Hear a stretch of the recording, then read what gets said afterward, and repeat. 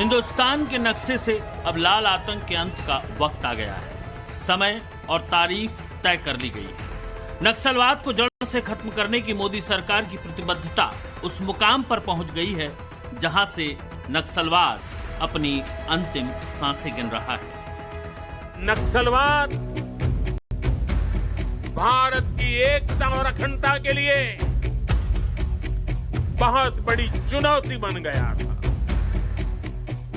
मुझे संतोष है कि बीते 10 साल के अथक प्रयासों से आज नक्सलवाद भी भारत में अपनी अंतिम सांसें गिन रहा है। याद करिए वो वक्त और तारीखें जब हिंदुस्तान के नक्शे पर लाल आतंक छाया हुआ था। एक के बाद एक होने वाले नक्सली हमलों से दहल जाता था हिंदुस्तान। साल 2010, तारीख 6 अप्रैल, जगह छत्तीसगढ़ का दंतेवाड़ा। आजाद भारत के इतिहास का यह सबसे बड़ा नक्सली हमला था। दंतेवाड़ा के चिंतलनार गांव के पास नक्सलियों ने घात लगाकर हमला किया और 76 सीआरपीएफ के जवान शहीद हो गए। नक्सलियों द्वारा भारतीय सुरक्षा बलों पर किया गया यह अब तक का सबसे घातक हमला था। साल 2013, तारीख 25 मई, जगह छत्तीसगढ़ की झीरम घाटी। ये वो तारीख थी जब नक्सलियों ने देश के सबसे बड़े राजनीतिक हत्याकांड को अंजाम दिया और कांग्रेस के 30 से ज्यादा नेताओं को गोलियों से भून दिया। इस नक्सली हमले में छत्तीसगढ़ कांग्रेस के बड़े नेता महेंद्र कर्मा और तत्कालीन प्रदेश अध्यक्ष नंद कुमार पटेल की भी बेरहमी से हत्या कर दी गई। 2004 से 2014 तक नक्सलवाद चरम पर था। यूपीए के दोनों शासनकाल में तकरीबन 16,000 से ज्यादा नक्सली घटनाएं हुई। लेकिन नक्सलवाद के उस काले इतिहास को चीरते हुए ऐसी तारीखें भी आईं जब नक्सलियों को सबसे बुरे दिन देखने पड़े। तारीख 21 मई 2025, जगह छत्तीसगढ़ का नारायणपुर। 30 साल में ऐसा पहली बार हुआ जब एक बड़े एनकाउंटर में महासचिव रैंक के नक्सली समेत 27 खूंखार नक्सलियों को ढेर कर दिया गया। भाकपा माओवादी का महासचिव नंबाला केशवराव उर्फ बसवराजू पर 10 करोड़ का इनाम था। 31 मार्च 2026 को इस देश की भूमि पर से हम नक्सलवाद को पूर्ण रूप से समाप्त करने का काम करेंगे। 31 मार्च 2026 तक नक्सलवाद को पूरी तरह खत्म करने का ये वादा यूं ही नहीं आया। इसके लिए देश की मोदी सरकार ने नक्सलवाद के खिलाफ अपने 11 सालों के शासनकाल में जो जंग छेड़ी, ये उसका परिणाम है। मैं नरेंद्र दामोदर दास मोदी ईश्वर की शपथ लेता हूं कि 26 मई 2014 को देश के प्रधानमंत्री बनने के बाद नरेंद्र मोदी ने नक्सलवाद को आंतरिक युद्ध माना और इस लाल आतंक से निपटने के लिए निर्णायक युद्ध लड़ा। छत्तीसगढ़ के बस्तर से लेकर तेलंगाना की सीमा तक और महाराष्ट्र के गढ़चिरौली से झारखंड के सिंहभूम तक लाल आतंक का जाल बिछा हुआ था। देश के प्रधानमंत्री मोदी के नेतृत्व में देश का सबसे बड़ा एंटी नक्सल मूवमेंट शुरू हुआ, इस एक संकल्प के साथ कि भारत को नक्सल मुक्त करना है और हर हाल में करना है। CRPF, cobra commando, C-60 force, DRG और बस्तर फाइटर्स ने मिलकर नक्सल प्रभावित दुर्गम और आदिवासी इलाकों में ऑपरेशन चलाया और कुर्रा गुटल्लू की 1040 मीटर ऊंची चोटी पर 288 वर्ग किलोमीटर क्षेत्र को नक्सल मुक्त कर दिया। हिंदुस्तान के इन दो नक्शों को देखिए।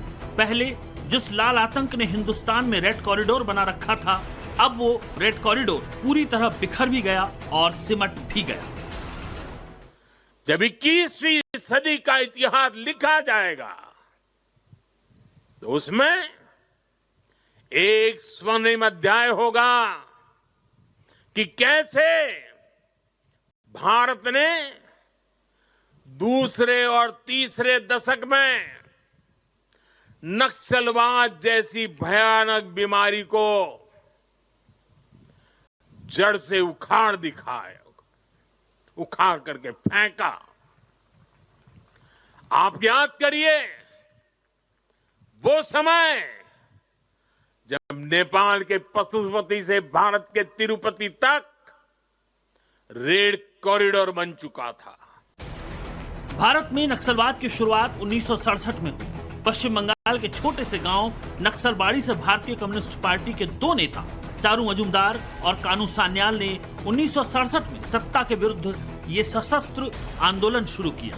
सरकार के खिलाफ भूमिगत होकर शुरू हुई ये सशस्त्र लड़ाई देखते देखते 11 राज्यों के 90 जिलों तक पहुंच गई। नक्सलवाड़ी से शुरू हुआ ये आंदोलन इतना ताकतवर हो गया कि इसमें पश्चिम बंगाल से कांग्रेस की सरकार को उखाड़ फेंका और 1977 में पहली बार पश्चिम बंगाल में कम्युनिस्ट पार्टी की सरकार बनी और ज्योति बसु मुख्यमंत्री बने। लेकिन तब देश में कांग्रेस मजबूत थी, चाहती तो नक्सलवाद को उखाड़ फेंकती। लेकिन कांग्रेस पर आरोप लगते रहे कि उसकी नीतियों की वजह से नक्सलवाद पोषित होता रहा। अपने राजनीतिक फायदे के लिए कांग्रेस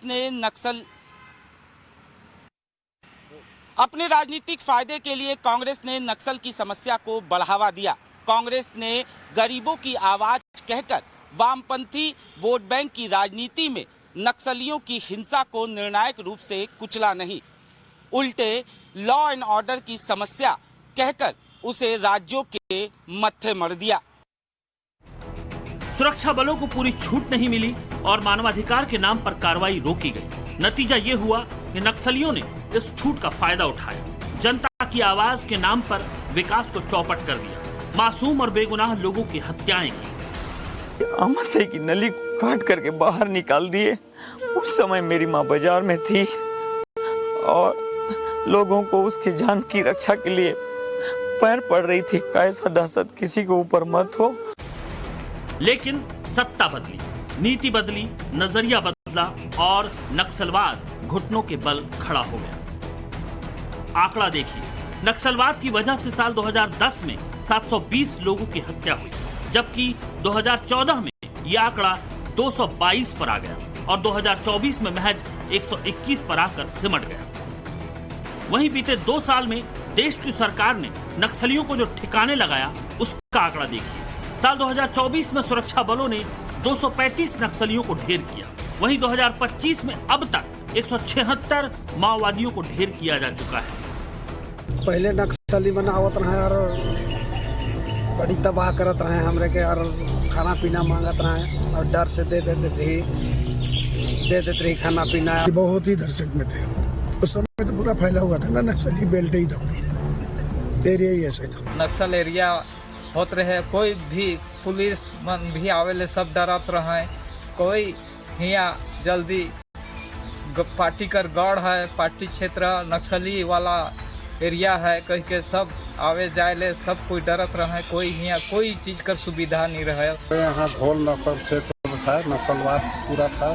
स्कूल में आके बच्चा कभी मांग करता था, रात को यहाँ ठहरबो करता था, खाना खिलाना पड़ता था। लेकिन सिर्फ बंदूक नहीं चली। मोदी ने इस लड़ाई को मुख्य धारा से जोड़ने का मौका भी दिया और नक्सल प्रभावित इलाकों में विकास की राह भी प्रशस्त की। स्वास्थ्य, शिक्षा, सड़क और सुरक्षा से नई जागृति लाई। आज लाल आतंक से ग्रस्त इलाकों की तस्वीर पूरी तरह बदल चुकी है। अब गोलियों की गूंज नहीं सुनाई देती, लोग दहशत में डरे सहमे नहीं दिखाई देते। वहां कभी गोलियां बजती थी, गोलियों की गूंज थी, वहां मशीनों की आवाज आती। कभी गांव वीरान थे, अब स्कूलों की घंटियां बज रही हैं। सड़क जहां स्वप्न था वहां सड़क नहीं राजमार्ग बन रहे हैं।